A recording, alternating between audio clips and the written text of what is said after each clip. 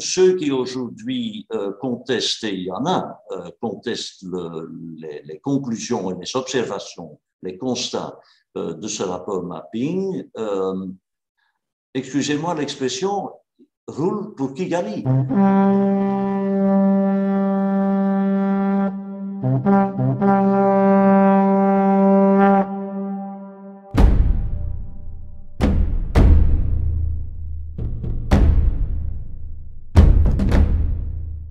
Les habitants de mon pays ont désespérément besoin de la paix.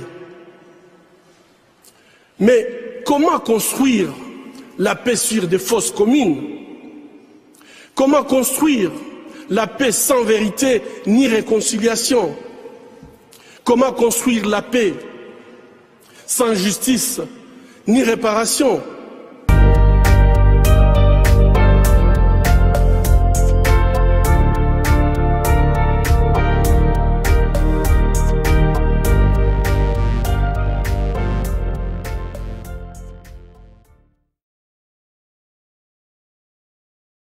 Mesdames et messieurs, bonjour. Vous écoutez La Voix des Grands Lacs et notre invité de la semaine est le professeur Philippe Reitjes. Philippe Reitjes, bonjour. Bonjour. Eh bien, aujourd'hui, nous allons parler d'un sujet que vous maîtrisez sans doute le mieux parmi tous les grands observateurs de la région des Grands Lacs. Il s'agit du génocide du Rwanda de 1994, généralement qualifié de génocide contre les Tutsis, même s'il y a eu d'autres crimes connexes ou collatéraux ou dans l'autre camp. Mais aujourd'hui, nous nous concentrons essentiellement sur le génocide des Tutsis. D'ailleurs, vous avez écrit un petit livre dans la collection Que sais-je, édité, je pense, par les PUF, Presse universitaire de France, en 2017. Ce livre a soulevé pas mal de polémiques dans certains milieux français qui disent plusieurs choses. On y reviendra après. J'aimerais vous demander quand même de nous présenter ce livre et dans quel contexte vous l'avez publié et ce qu'il a pu soulever de contradictions ou de polémiques, parfois futiles à mon avis, parce que je considère que vous avez tout dit sur le génocide des Tutsis, ou presque, l'essentiel en tout cas. Oui, professeur, la parole est à vous. C'est un petit livre, hein, il fait 128 pages, comme tous les que sais-je. Donc, on ne peut pas dire beaucoup de choses en 128 pages, mais j'ai essayé de résumer ce que nous savons, et ce que nous savions en 2017, parce qu'en fait, le petit livre a connu une deuxième édition en 2021. Donc, la deuxième édition a paru en août, je crois, 2021. Et dans cette deuxième édition, j'actualise les données et je tiens également compte de certaines critiques et des observations qui avaient été formulées au sujet de la première édition. Donc, c'est un petit livre qui ne fait que résumer ce que nous savons. Il n'y a rien d'original dans ce livre. Et d'ailleurs, je ne me considère pas comme un spécialiste du génocide. Il y a d'autres chercheurs qui ont publié des thèses de doctorat et des livres beaucoup plus importants que le mien. Donc, ce que j'ai fait, et c'est en fait le propre de cette collection Que sais-je, c'est de rendre disponible pour un grand public intéressé un thème, comme il y en a des milliers, hein, parce que cette collection, Que sais-je, contient des milliers de titres. Donc, l'ambition était en fait assez limitée. Pourquoi je l'ai fait? C'est très simple. On m'a demandé de le faire. Ce sont les presses universitaires de France qui m'ont demandé de faire ce Que sais-je. Et c'est, paraît-il, comme ça que fonctionne la collection Que sais-je. C'est en fait la rédaction qui contacte un auteur et qui demande si il ou elle est disponible pour ce type de travail. J'ai, après peu de réflexion, pensé que ce serait un bel exercice et donc je m'y suis prêté avec beaucoup de plaisir. Très bien. Donc, en fait, ce n'est pas pour critiquer le régime de Paul Kagame comme certains l'ont prétendu.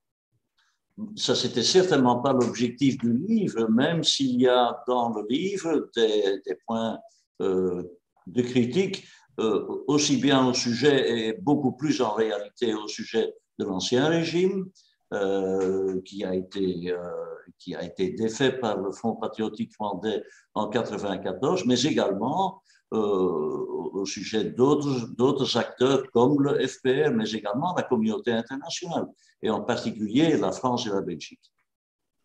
Alors, certains disent, entre autres, que vous banalisez le génocide des Tutsis, et d'autres pensent que vous le mettez un peu trop en exergue aux dépens des autres crimes commis au Rwanda. Mais le sujet, c'était le génocide des Tutsis.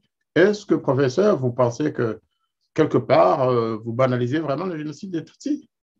Non, en fait, le livre entier est consacré au génocide et j'essaye de décrire en détail les antécédents, le déroulement du génocide et les séquelles du génocide. Donc, le livre est axé quasiment exclusivement sur le génocide des Tutsis.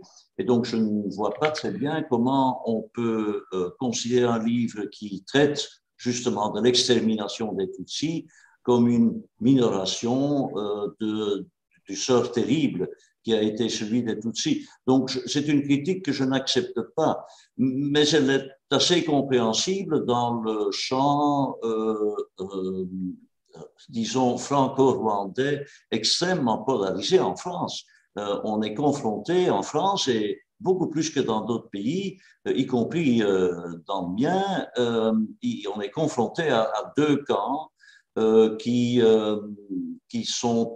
suivent chacun une doxa et celui qui ne suit pas avec en détail et sans transiger cette doxa de l'un ou de l'autre est considéré comme un adversaire, voire même un ennemi.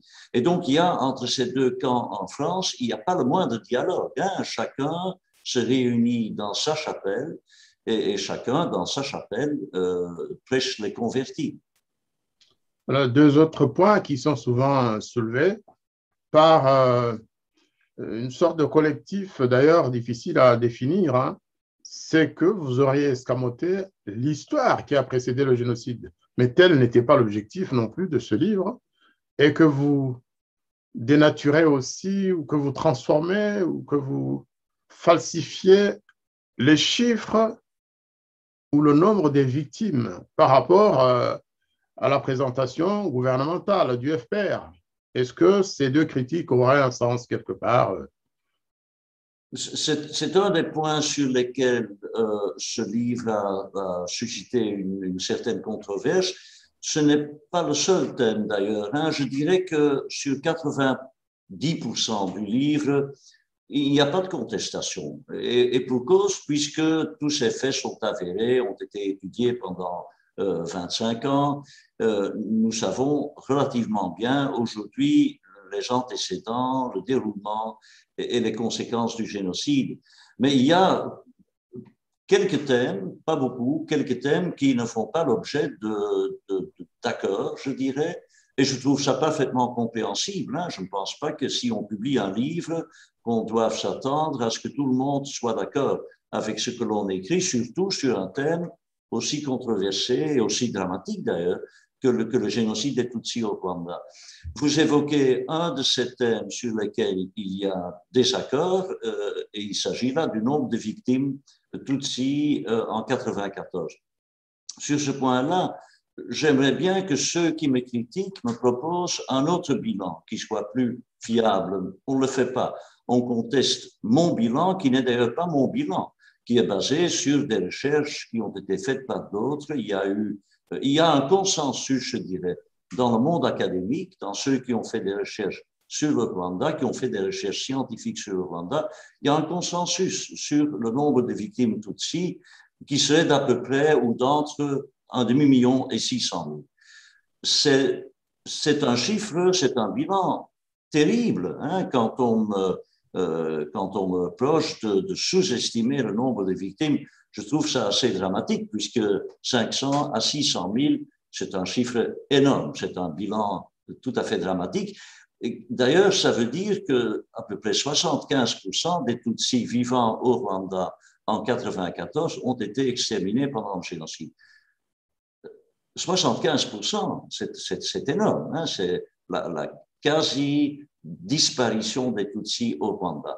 Le chiffre qui est avancé, ou le bilan qui est avancé par le gouvernement rwandais, plus d'1 million, est tout simplement démographiquement impossible et toutes les recherches, et il n'y a pas une seule exception, toutes les recherches le démontrent. Donc sur ce point, je sais que pour une raison que j'ignore, que je ne comprends même pas, pourquoi il faut absolument que ce soit plus d'un million. Alors que moi, je dis c'est plus d'un demi-million. Bon, c'est énorme, plus d'un demi-million. Je ne comprends pas l'enjeu du nombre, d'autant plus que, bon, primo, que ce nombre de plus d'un demi-million est un bilan terrible, mais en plus parce que le génocide, la définition en droit international du génocide ne dit rien sur le nombre de victimes. Théoriquement, on pourrait avoir un génocide avec une seule victime. Si l'intention de ceux qui ont tué cette personne avait été d'exterminer, et je cite la Convention sur le génocide des Nations Unies, si l'intention était d'exterminer en tout ou en partie un groupe ethnique en tant que tel. C'est ce que dit la Convention. Eh bien, en théorie, je suis convaincu qu'on ne va pas poursuivre quelqu'un pour génocide, pour avoir tué une personne, mais théoriquement parlant, on pourrait qualifier de génocide un crime qui aurait fait une seule victime. Je posais d'ailleurs la question de savoir combien de victimes faut-il pour ceux qui adhèrent à une logique mathématique ou quantitative. Est-ce qu'il faut 100 victimes, 1000 victimes, 100 000 victimes, 1 million de victimes? Aucun texte international ne dit combien de victimes il faut. Ce qu'il faut, en vertu de cette convention, c'est l'intention d'exterminer en tout ou en partie un groupe ethnique en tant que tel. Vous avez pleinement raison, professeur. Le meilleur exemple, c'est le génocide de Srebrenica. Srebrenica, il y a eu 8000 morts. Oui. Ça n'a pas empêché la Cour pénale internationale de décider que c'était un génocide. Donc, 8000 morts, c'est un peu l'équivalent de Kibero en avril 1995. Oui, en effet, mais donc ce débat sur le nombre, donc le bilan quantifié me paraît malsain et une insulte, en fait, aux victimes du génocide. Parce qu'on dirait presque que s'il n'y a pas eu 1 million de victimes, il n'y aurait pas eu de génocide. Alors que lorsque je dis qu'il y a eu au moins 1 demi-million de victimes et qu'il y a eu un génocide, ben, je pense que je reconnais le génocide plus que ceux qui estiment qu'il faut au moins 1 million de victimes pour pouvoir parler d'un génocide. Eh bien, ça, c'est compris, c'est entendu en tout cas. On aura peut-être dans d'autres entretiens à y revenir, hein, parce que la matière est grande et quelqu'un comme vous qui a travaillé sur le Rwanda depuis maintenant une quarantaine d'années a sans doute des choses à dire à nos auditeurs et aux Rwandais et aux autres qui s'intéressent à la situation actuelle et passée du Rwanda. Maintenant, il y a un autre sujet de controverse, du moins si j'en crois la note qu'avait sorti un collectif en France, justement, en 2017, parlant de falsification dans certaines de vos citations. Vous aviez à l'époque introduit des citations tirées du livre de M. Roméo Dallaire, hein, pour confirmer, pour prouver, pour montrer que le Front patriotique rwandais était plus occupé à chercher à gagner la guerre qu'à sauver les Tutsis, comme ce mouvement le prétend et l'a toujours prétendu. Je confirme parce que moi aussi, j'ai eu à utiliser ces citations du général Dallaire. Est-ce que le général Dallaire peut être soupçonné d'être anti-FPR? Parce d'ailleurs, il n'a jamais été démenti dans ses déclarations sur les entretiens qu'il a eus avec le général Paul Kagame avant juillet 1994. Est-ce qu'il s'agit réellement de falsification de témoignages? Tout simplement, c'est ça la question. J'ai eu à réagir à cette tribune publiée dans Le Monde en 2017 par ce collectif. Le Monde lui-même n'a pas publié ma réaction, je l'ai publié sur un blog de Mediapart, où je cite, parce que c'est évidemment une accusation sérieuse, formulée contre un chercheur, de dire qu'on falsifie des citations ou qu'on falsifie des sources. J'ai donc répondu en citant le général Dallaire lui-même. Et j'ai, dans cette réaction, comment dire, produit 4 ou 5 citations directes des mémoires, du livre de mémoire du général Dallaire, où il dit exactement ça. Moi, je peux, si ça peut vous intéresser, je peux prendre mon texte et... attendez. Alors, je vous donne, parce que tous vos auditeurs n'ont pas ce texte devant eux, bien évidemment, je vais vous donner quelques-unes des citations que j'ai mentionnées dans cette réaction. Je vous en prie. Dallaire dit, écrit ceci, et je cite, au cours de notre entretien, j'ai demandé à Kagame pourquoi il ne sautait pas directement à la gorge de ses ennemis à Kigali. Il a complètement ignoré les implications allant de pair avec ma question. Il savait très bien que chaque jour de bataille dans la périphérie de Kigali entraînait la mort des Tutsis qui se trouvaient encore derrière les lignes de l'armée gouvernementale. Ça, c'est une citation. Une deuxième, j'en saute une parce que ça nous prendrait trop de temps. Je vais quand même le dire. Dallaire dit sur la question du renforcement de la force onusienne. Lorsque des centaines de milliers de Tutsis sont encore en vie, Kagame dit, et je cite Dallaire, l'ONU pense envoyer une force d'intervention pour des motifs humanitaires. Or, les personnes qui devaient mourir sont déjà mortes. Nous combattrons toute armée d'intervention qui viendra au Rwanda. Autre citation de Dallaire, Kagame voulait le pays, pas seulement une partie de celui-ci. J'en vins à croire qu'il préférait que la situation ne se normalise pas avant qu'il ait remporté la victoire. Et une dernière citation de Dallaire, il dit, et je cite littéralement, « Cela ne fait aucun doute.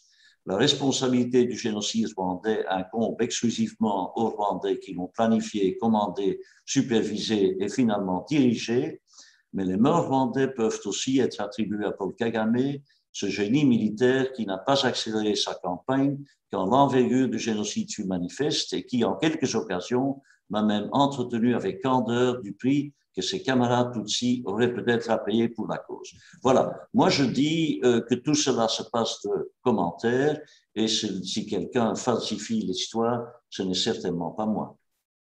Alors, je vais quand même préciser que ces rencontres entre le général Kagame, qui était encore dans le maquis, et le général Dallaire, qui était le patron de la mission d'assistance des Nations Unies au Rwanda, là, du moins la partie militaire, hein, donc c'était le chef militaire de la MINUSMA, ça se passait au mois d'avril et au mois de mai.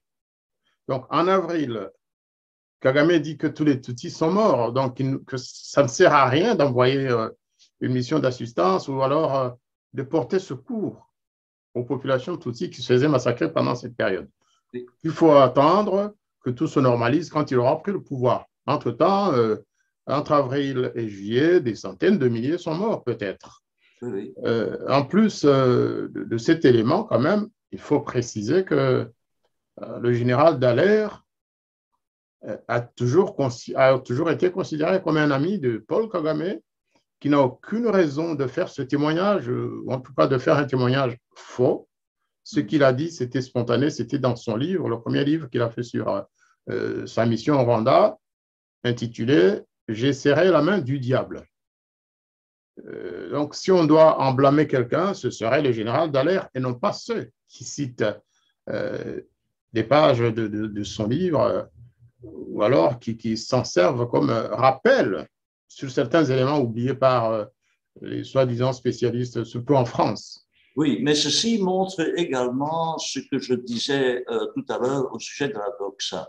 Hein, donc, puisque Dallaire dit des choses qui ne conviennent pas à ceux qui font partie de ce camp, hein, j'ai parlé de ces deux camps en France, on doit me reprocher de mal citer Dallaire. Et donc, je suis obligé de citer Dallaire littéralement. sans couper des mots, sans ajouter des mots, simplement ce qu'il dit.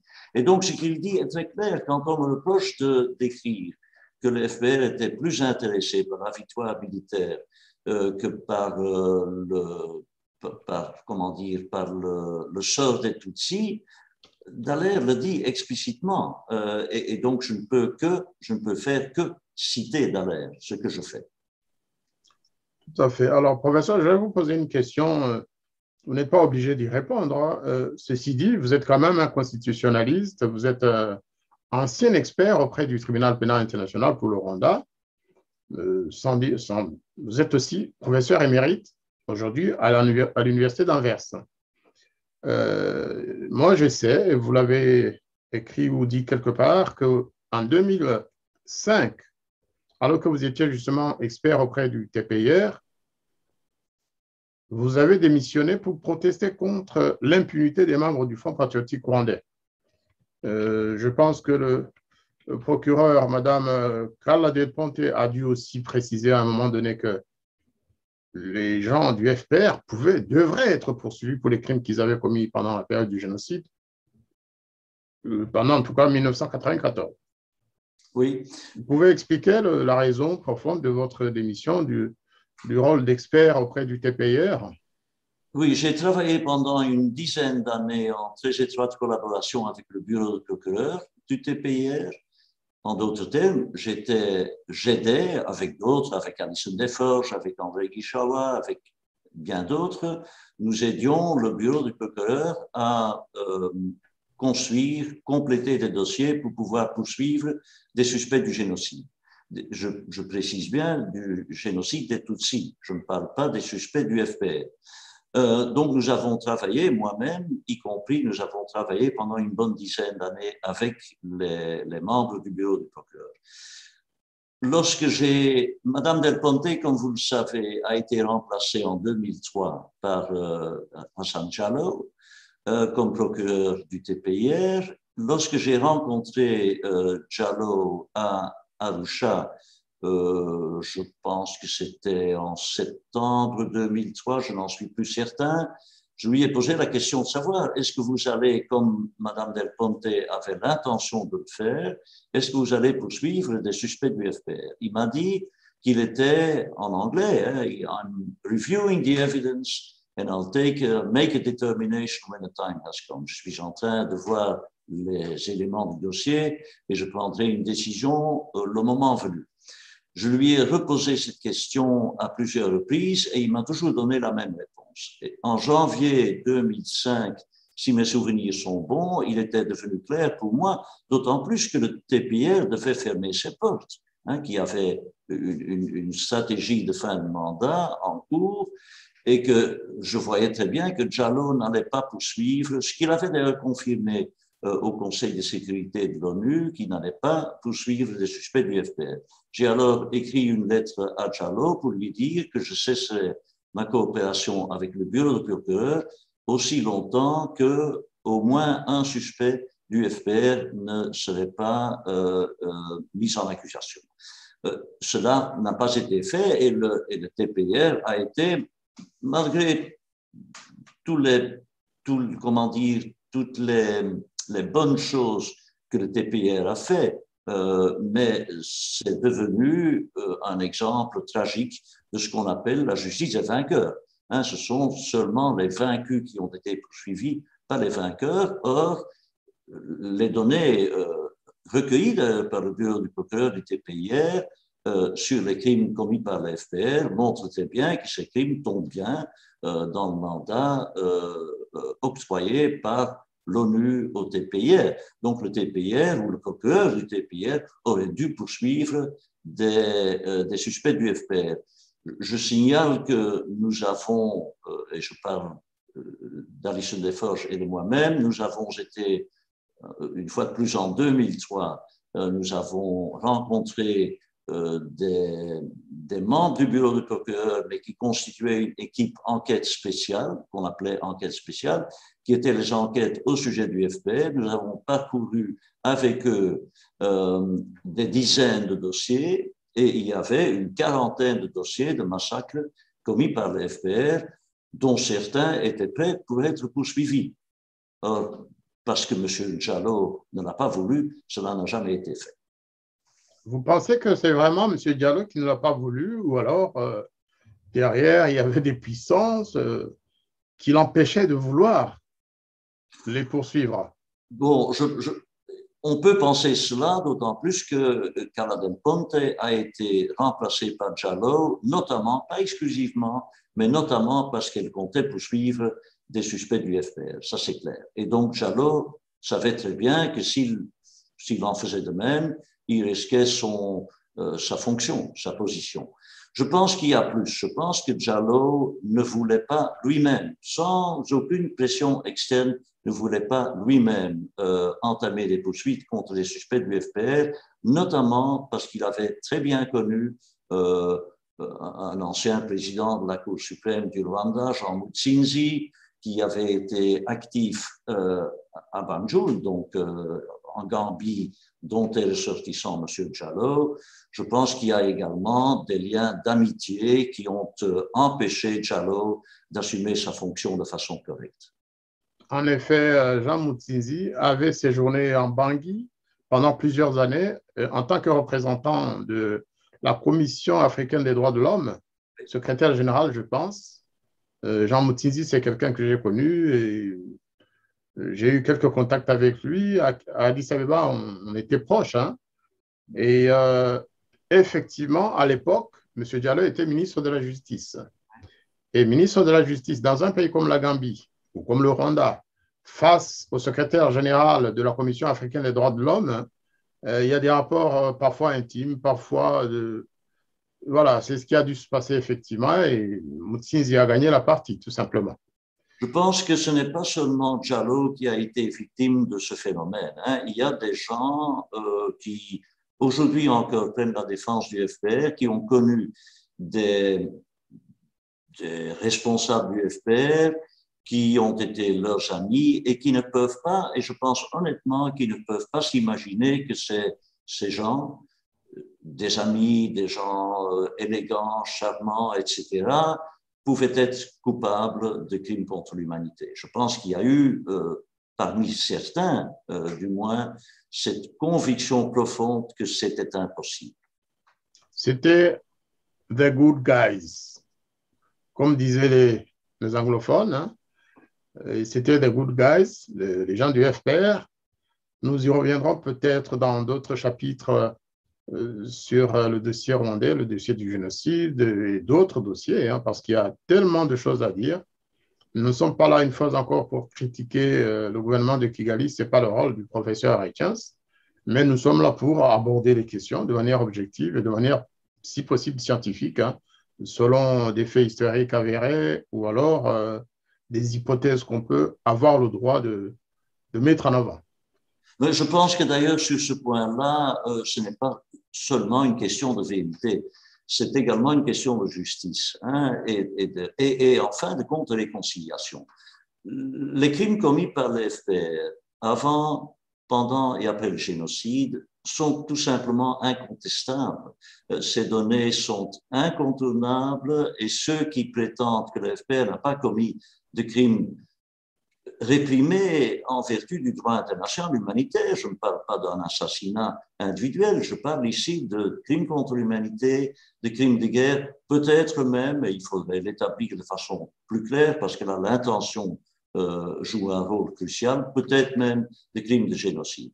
Tant au Rwanda, avant 1994, en 1994 et après, qu'au Congo, et c'est cela tout l'enjeu, bien évidemment, qui refait surface, je dirais, grâce au docteur Mukwege, le prix Nobel de la paix de 2018, qui a ressorti dans un sens le fameux mapping report, hein, le rapport mapping sur les crimes commis, pas seulement par l'FPR d'ailleurs, hein, mais également par d'autres, au Congo entre 1993 et 2003. Et donc, ceux qui aujourd'hui contestent, et il y en a, contestent les conclusions et les observations, les constats de ce rapport mapping, excusez-moi l'expression, roulent pour Kigali. Quand je vois l'année dernière un journaliste français, Patrick de Saint-Exupéry, a publié un livre, La Traversée, où il essaye, suite à une enquête complètement bâclée et pas sérieuse du tout, la lecture du livre montre que cette enquête, entre guillemets, n'est pas sérieuse. Il essaye de discréditer le rapport Mapping. Je suis certain qu'il l'a fait par sympathie pour l'FPR. Personnellement, je pense que dans les mêmes circonstances, Tintin au Congo aurait fait mieux, je crois. S'il avait eu une moto pour traverser la forêt équatoriale, il aurait trouvé quelque part des traces de ces massacres quand même. Hein. Patrick de Saint-Exupéry n'est pas Tintin, mais je dis que Tintin aurait pu faire mieux, sans exagérer. Alors, puisqu'on parle justement de ce dossier, je n'avais pas pensé à vous poser cette question, mais j'ai lu dans la presse il y a 3 jours une déclaration du président Tshisekedi qui disait que le tribunal international pour le Congo, le tribunal pénal international, souhaité par ou recommandé par le rapport Mapping et défendu avec beaucoup d'ardeur et de bon sens par le docteur Mukwege, que ce n'était peut-être pas nécessaire, que les juridictions congolaises pourraient suffire pour poursuivre. Est-ce que vous pensez que la justice congolaise allait, elle toute seule, pourrait faire ce job? Le docteur Mukwege dit la nature internationale de ces crimes laisse penser que le mieux serait effectivement une juridiction internationale pour se saisir de tous les aspects. Je ne sais pas ce que vous en pensez, vous, qui suivez de près le dossier rapport Mapping et ses implications.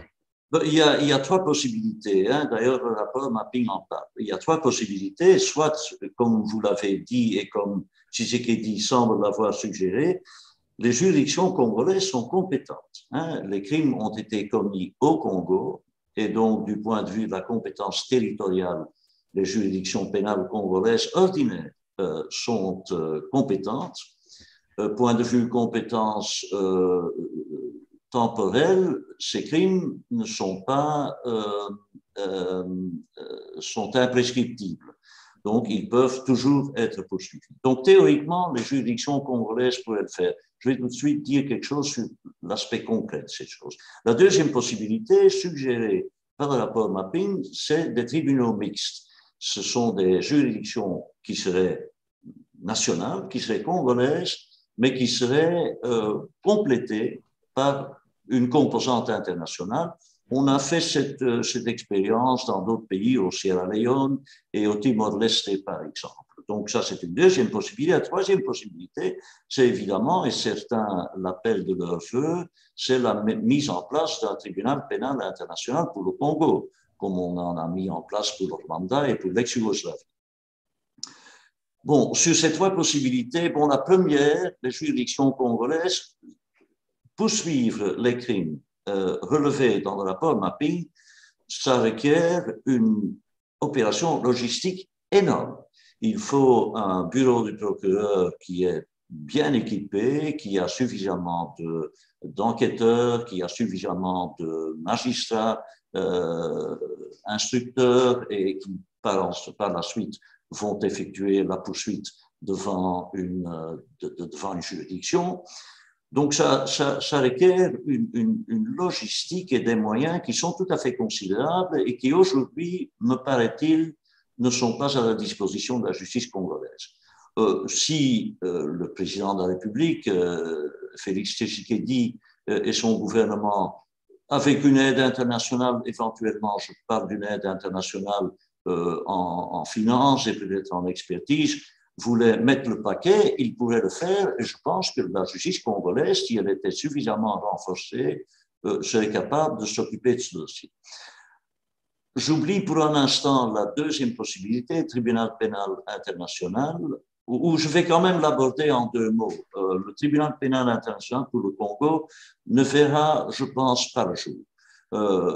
La communauté internationale, l'ONU, en a eu pour son compte, je dirais, suite aux expériences des 2 autres tribunaux pénaux internationaux, ex-Yougoslavie et Rwanda. Ce sont des opérations qui ont coûté une véritable fortune, qui ont duré 20 ans, qui ont nécessité la mise en œuvre d'un appareil personnel, de moyens d'enquête, etc., absolument extraordinaire. Personnellement, et les résultats n'ont pas été sans équivoque. Je veux dire, n'ont pas été, certainement pas été parfaits, alors qu'il faut quand même faire une distinction entre l'ex-Yougoslavie et le Rwanda. Le tribunal pénal pour l'ex-Yougoslavie n'a pas été une justice de vainqueur, puisque des suspects de toutes les parties au conflit ont été poursuivis et condamnés, alors qu'au Rwanda, seuls les vaincus ont été poursuivis. Je pense personnellement que la solution d'une juridiction mixte congolo-internationale serait probablement la meilleure solution. Parce que ça permettrait d'une part de maintenir la propriété, parce qu'en fait, ce dossier est la propriété du Congo. Les crimes ont été commis au Congo et de nombreuses victimes, on l'oublie trop souvent, ont été congolaises. Il y a eu de nombreuses victimes rwandaises, bien évidemment. On estime à plus de 200 000 le nombre de victimes parmi les réfugiés Hutus, en particulier fin 96, début 97, mais il y a également de très nombreux Congolais qui ont été tués, pas forcément dans des actes de violence immédiate, par des armes, mais par la destruction totale des infrastructures sanitaires et autres. On évoque, ce chiffre n'a jamais été confirmé de façon crédible, mais certaines sources évoquent 5 millions de victimes au Congo pendant toutes ces années de guerre. Donc, en d'autres termes, il faut que le Congo reste propriétaire de ce processus, mais si ça pouvait se faire d'une façon mixte, avec une assistance et une implication internationale, ça renforcerait d'abord le processus du point de vue simplement matériel et financier, mais également, je dirais, du point de vue moral, parce que ça ajouterait à cette justice un élément d'indépendance qui serait, même si elle était assurée, qui serait sans doute contestée si cette justice était exclusivement congolaise.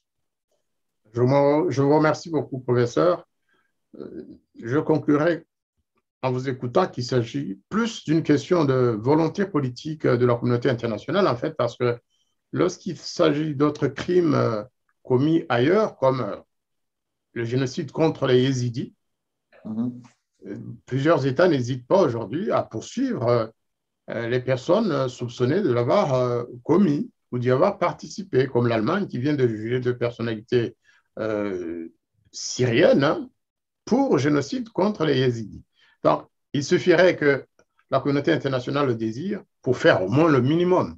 On ne demande pas d'arrêter 1000 personnes, non, mais au moins les principaux acteurs qui ont été à la base de ces massacres. Vous avez bien fait de signaler que les massacres du Congo ne concernent pas que les Congolais, parce qu'il y a eu plus de 300 000, dit-on, réfugiés rwandais, Hutus, massacrés dans les forêts congolaises par les troupes du Front patriotique rwandais.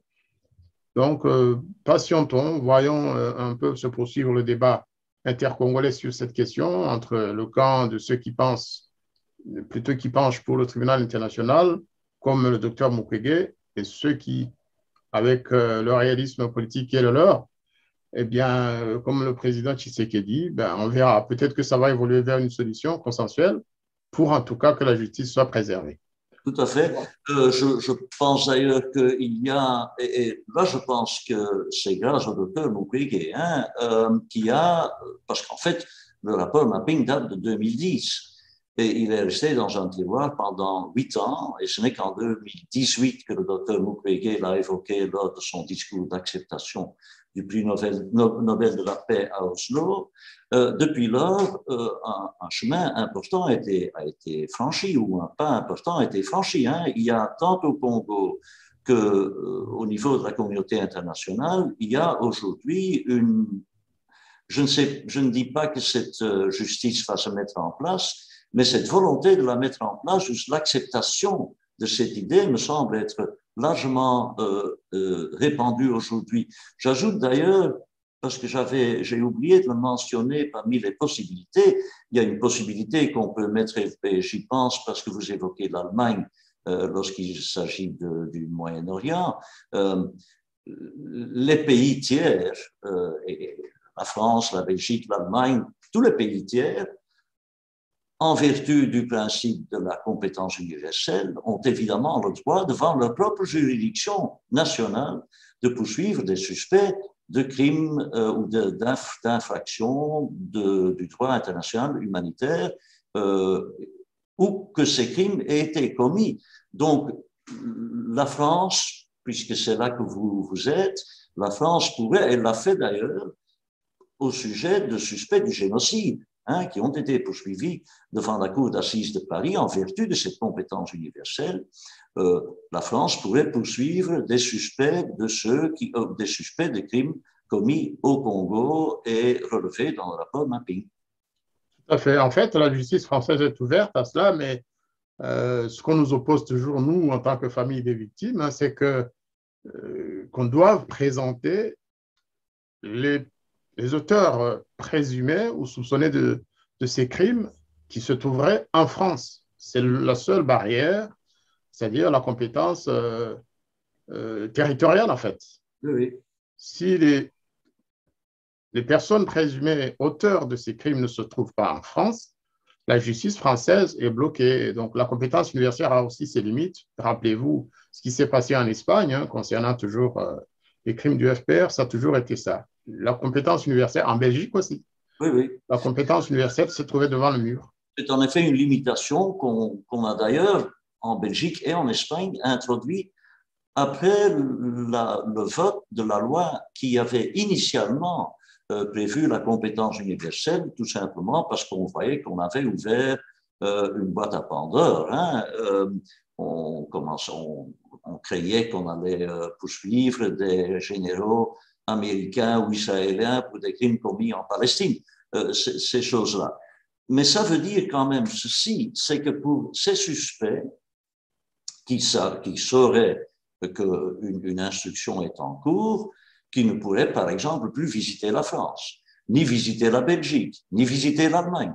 Ce serait un problème considérable pour des gens qui, en plus, souvent occupent des fonctions politiques ou militaires importantes, et ça limiterait considérablement leur liberté de mouvement. J'ajoute qu'en ce qui concerne la France, il est évidemment extrêmement peu probable que la France, en utilisant le principe de la compétence universelle, mette en accusation un suspect du FPR, étant donné les excellentes relations qui existent aujourd'hui entre M. Kagame et M. Macron. Je signale que M. Kagame, lors de la visite du président Macron, a appelé Macron son ami, ce que le président Habyarimana n'avait jamais fait au sujet du président Mitterrand. Donc, en fait, je dis ceci avec une pointe d'ironie, parce que j'observe que Macron est en train de faire exactement ce qu'on reproche à Mitterrand. Attendons les 30 ans à venir pour voir peut-être des accusations tomber de toutes parts contre le président Macron pour complicité avec des génocidaires lorsque certains tribunaux auront accepté de poursuivre Kagame et ses amis. Professeur, je vous remercie beaucoup d'être intervenu ce matin sur notre chaîne. Vraiment, qu'est-ce que j'allais dire? Je ne saurais même pas vous remercier suffisamment parce que c'est un éclairage que beaucoup de nos auditeurs n'ont pas. Ça leur permet de chercher, de lire et aussi de mieux comprendre. Ça ne s'arrête pas là. Je reviendrai une fois encore vers vous les jours à venir pour nous aider à comprendre certains autres enjeux sans une fois encore politiser le débat. Nous sommes là pour comprendre. Vous n'êtes pas un homme politique, vous êtes un juriste, vous êtes un professeur d'université, vous êtes un analyste, tout simplement. Si vous avez un mot de la fin. Non, je voudrais simplement vous dire merci de m'avoir reçu et de m'avoir donné la possibilité, l'occasion de m'exprimer. Et je vous souhaite bon travail. Merci à vous et donc à bientôt. Nos auditeurs apprécieront quand même les éléments que vous leur avez apportés comme élément d'information et aussi pour se construire une vision sur les événements du Rwanda et de la région des Grands Lacs. Merci, professeur. Merci.